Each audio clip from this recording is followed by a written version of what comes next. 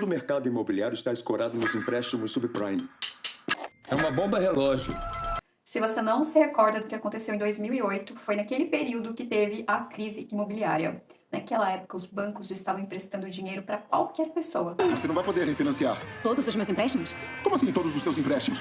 Eu tenho 5 casas. Chegou um momento que essas pessoas naturalmente não conseguiram honrar suas dívidas e muitas acabaram perdendo suas casas, o sistema colapsou e foi aquele caos. Diante dessa situação, o governo americano simplesmente imprimiu mais moeda e correu para salvar os bancos. Houve uma enorme expansão monetária, coisa que também aconteceu na pandemia, quando os governos do mundo inteiro emitiram mais moeda para salvar a economia. Se a gente observar o que aconteceu nos últimos anos, a gente vai ver que o nosso poder de compra diminuiu drasticamente. E cada vez mais vemos o governo ampliando sua capacidade de fiscalização e cobrança de mais e mais impostos. Oi, meu nome é Daniele Live e nesse vídeo eu vou te contar o que eu estou fazendo nesse momento em relação ao Bitcoin e vou te trazer sugestões do que você também poderia fazer nesse momento. Se você é novo aqui, já se inscreve no canal. Eu sou uma youtuber recém-criada aqui, eu tenho um mês e pouquinho de canal e bora lá. Foi nesse contexto que o Bitcoin surgiu como uma proposta revolucionária que traria alívio para essa situação. A ideia era extremamente simples: criar uma moeda digital que não pudesse ser controlada por bancos centrais, nem muito menos pelos governos. Diferente das moedas fiduciárias, o Bitcoin tem um limite. Só existem 21 milhões de Bitcoins, sendo que muitos deles, inclusive, já foram até perdidos. Ou seja, não tem como emitir mais Bitcoin. Então, isso por si só seria um fenômeno deflacionário, ao contrário das outras moedas. Por causa dessa escassez programada, muitos defensores do Bitcoin acreditam que ele tem a capacidade de preservar valor ao longo do tempo, superando a inflação. E sob essa perspectiva, comprar e manter Bitcoin seria um ótimo negócio, porque você teria uma proteção contra o governo e também uma proteção contra a inflação. Mas, na prática, várias dessas narrativas, inclusive outras narrativas também, foram perdendo força com o passar do tempo. Para começar, eu nunca acreditei que um grupo de pessoas fosse capaz de criar uma moeda que pudesse ter mais poder do que os governos. Mais do que isso, ela seria mais poderosa do que o grupo de pessoas que controlam todo o sistema financeiro. E são eles que criam as regras do jogo e determinam o que tem valor e o que não tem, o que é considerado dinheiro e o que não é. E é justamente por conta desse meu ceticismo que eu sempre questionei o Bitcoin. Quem foi de fato Satoshi Nakamoto? Será que ele realmente era um idealista preocupado com a população mundial?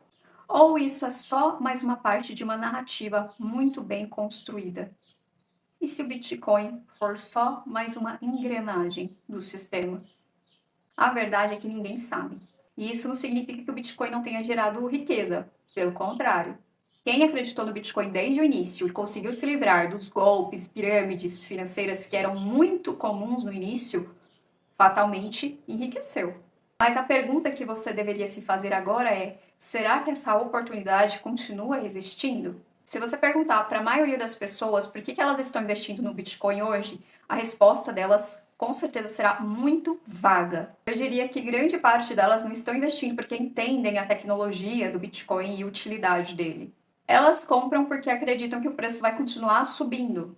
No fundo, muitas pessoas querem repetir o passado, a história daqueles que compraram Bitcoin e multiplicaram em várias vezes seu patrimônio. Ninguém sabe até onde essa valorização pode chegar, ninguém sabe o que vai ser do Bitcoin daqui 10 ou 20 anos.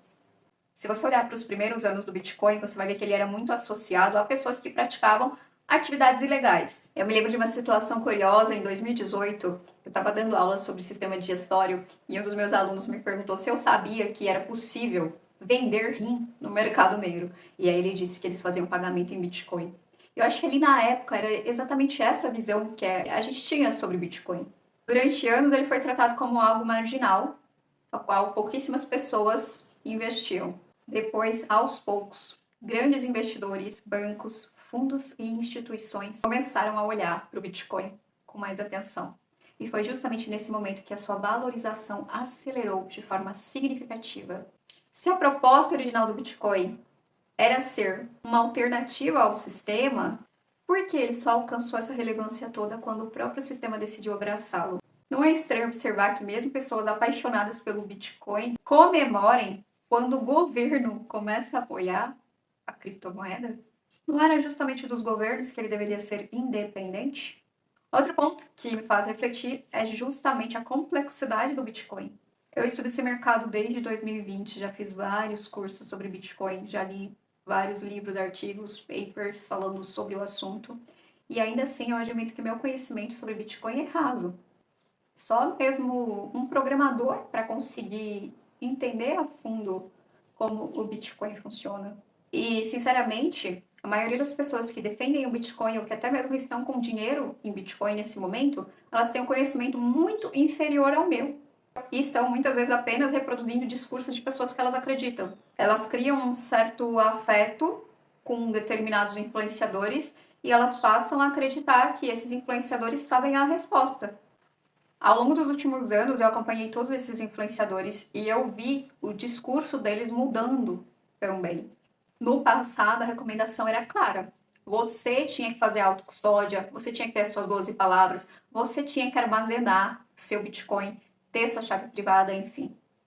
E hoje, vários desses influenciadores já falam que é arriscado você fazer autocustódia do Bitcoin e já relatam casos, situações de pessoas que às vezes foram ameaçadas e tiveram que entregar as chaves, ou às vezes a pessoa morreu e a família não encontrou as 12 palavras, não sabia e acabou perdendo também o acesso a esses bitcoins.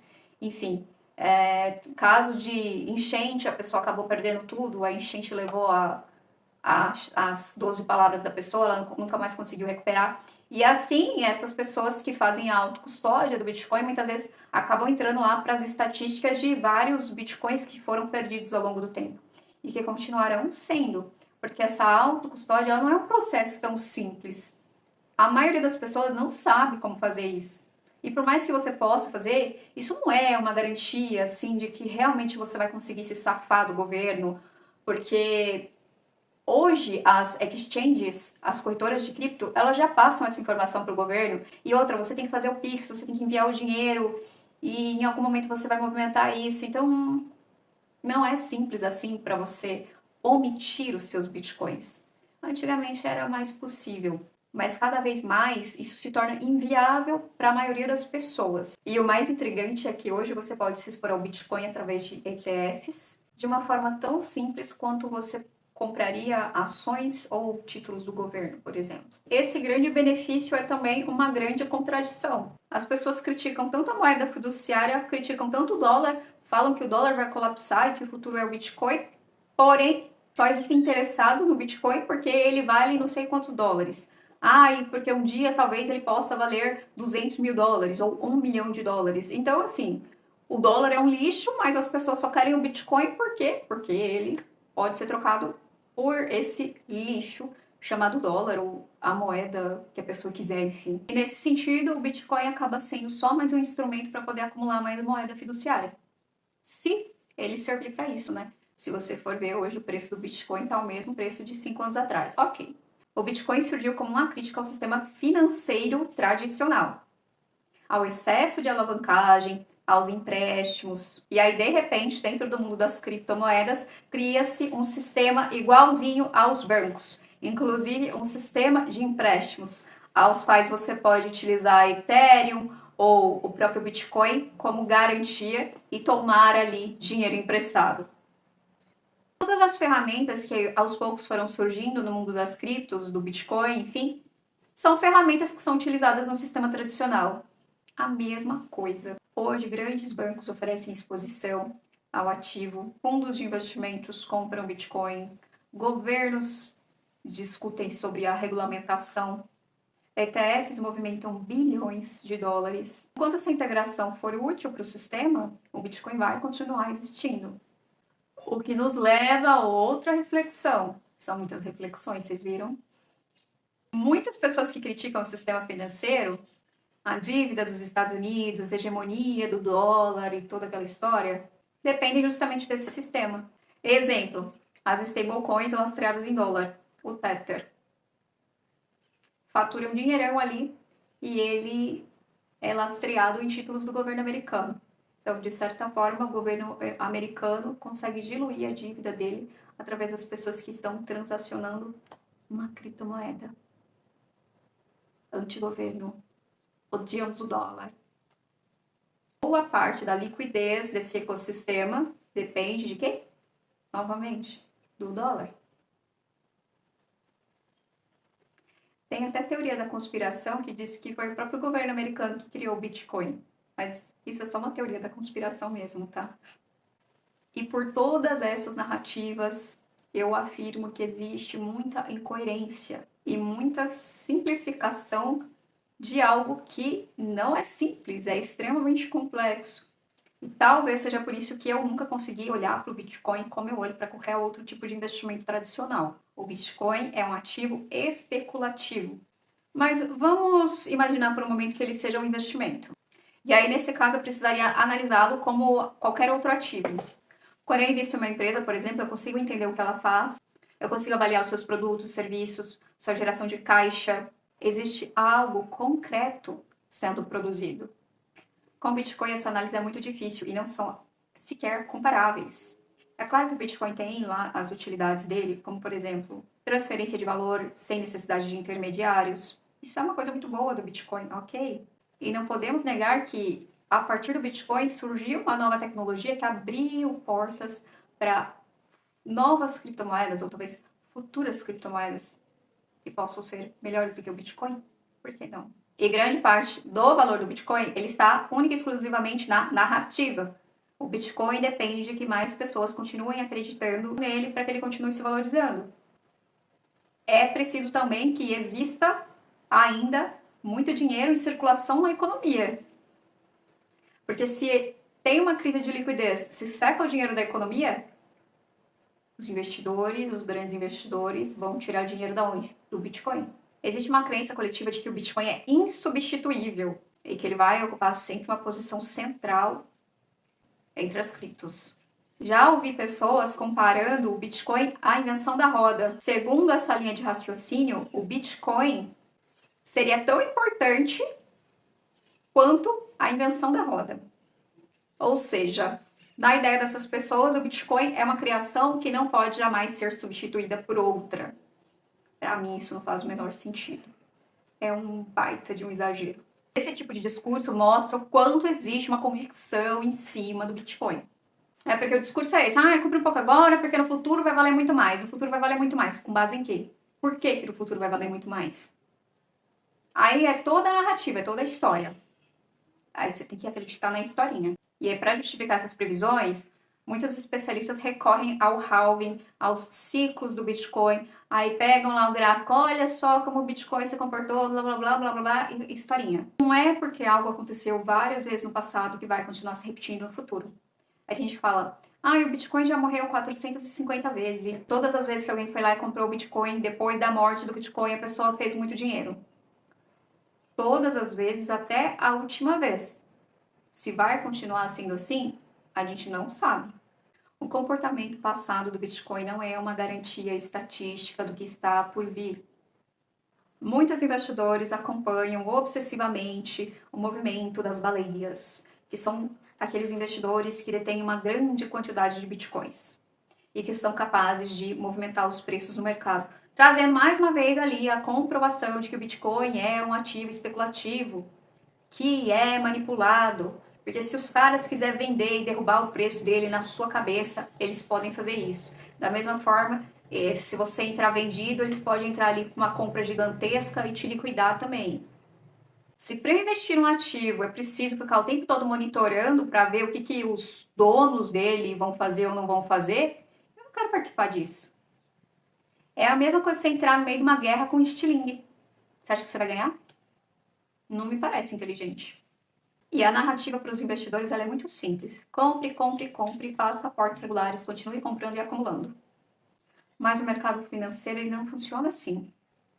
Não existe uma lei universal que determina que quem suportar mais dor ganhará mais dinheiro. Geralmente isso é o contrário.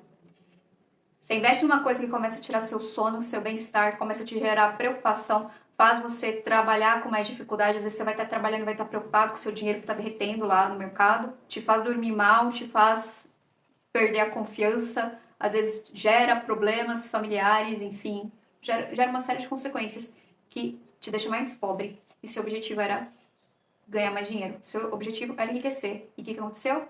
Você perdeu dinheiro, paz, saúde, tranquilidade. Às vezes, as pessoas tomam decisões idiotas e ganham dinheiro. E às vezes você faz tudo certo e perde dinheiro. Por isso eu acredito que todo investidor precisa desenvolver uma certa malícia. Aprender a questionar as narrativas, questionar a você mesmo, questione-se a si mesmo. Quando eu tenho uma convicção muito grande sobre um determinado assunto, eu vou ouvir pessoas que têm opiniões contrárias à minha. Nem que seja para eu sentir raiva, ódio, falar, nossa, que absurdo que essa pessoa está falando. Mas eu vou parar e eu vou ouvir. E eu vou questionar as minhas crenças, aquilo que eu acredito. Porque às vezes eu vou estar errada. Ao longo de 9 anos de mercado, eu vi muita gente perder muito dinheiro. Às vezes perderam todas as economias. Simplesmente por acreditarem em narrativas extremamente convincentes. Muitas coisas são incríveis na teoria, mas na prática não funcionam. E em determinados momentos é muito fácil ganhar dinheiro no mercado. Durante ciclos de alta, praticamente todo ativo sobe. E aí o que acontece? Quem faz dinheiro se sente um gênio, fala, olha como eu sei, olha como eu fiz, porque olha meu resultado financeiro. Deu certo, chegou cedo, bebeu água limpa, pegou o grande ciclo de valorização. Só que às vezes as coisas mudam. Às vezes o que funcionava deixa de funcionar. E geralmente essas coisas assim, esses investimentos da moda, eles têm prazo de validade. Não estou dizendo que vai ser o caso do Bitcoin, mas pode ser que seja. Quanto menos você sabe, mais você acha que você sabe. As pessoas estúpidas, quanto mais uma pessoa é estúpida, mais convicta ela é de uma coisa. E quanto mais a pessoa é inteligente, mais ela tem dúvidas sobre as coisas. Não existe problema em aproveitar oportunidades. Em alguns momentos, algumas oportunidades parecem bem claras. No mercado, elas gritam assim na nossa cara e não tem problema nenhum você colocar um dinheirinho ali. Mas precisa tomar cuidado, precisa ter um entendimento. Ao longo desses anos, eu vi inúmeros especialistas criando formas de analisar o Bitcoin. Teorias, indicadores, modelos. Um fala sobre análise on-chain, o outro fala sobre ciclos de mercado. O outro fala sobre, como você olhar ali o índice de Mayer, o índice de medo e não sei o quê. Tem gente que usa análise gráfica, outros monitoram o que as baleias estão fazendo. Cada um ali buscando encontrar algo para trazer um embasamento para tentar prever o preço do Bitcoin. E todos falham. Todos falham. Eu não considero impossível que o Bitcoin volte a subir, que ele ultrapasse os 120 mil dólares, vá para 200 mil dólares, sei lá, $500 mil. Não é impossível que isso aconteça. Só que o mundo está mudando muito rapidamente, então fica bem difícil você acreditar nesse tipo de coisa. A gente está vivendo uma revolução tecnológica impulsionada pela inteligência artificial, tanto é que o próprio dinheiro das criptomoedas do Bitcoin, ele migrou para a inteligência artificial. Novos modelos de negócio estão surgindo, novas formas de gerar riqueza estão aparecendo e outras estão desaparecendo. Os setores inteiros podem ser transformados nos próximos anos. Inclusive, eu acredito muito que talvez possa acontecer uma crise deflacionária. Quando o assunto é investimento, eu tenho uma regra muito clara. Eu só coloco meu dinheiro quando eu identifico uma probabilidade alta daquilo dar certo. Se você estudou profundamente o Bitcoin, você realmente acredita nele, você investe. Mas se você tem dúvidas, eu, no seu lugar, ficaria de fora. Se em um determinado momento eu achar que vai ser uma boa comprar o Bitcoin, se eu sentir que vai ser um movimento favorável para mim, eu posso até voltar a investir no Bitcoin no futuro, daqui a um tempo. Mas hoje, neste momento, eu tô fora. Minha sugestão para você é foque no simples. Existem investimentos que são mais simples, que têm uma probabilidade de sucesso maior nesse momento, uma assimetria melhor nesse momento. Aguarde, tenha paciência, analise com um pouco mais de cautela. Então é isso, espero que esse vídeo tenha te ajudado. Te vejo nos próximos vídeos, mas só se você se inscrever. Até 1 milhão!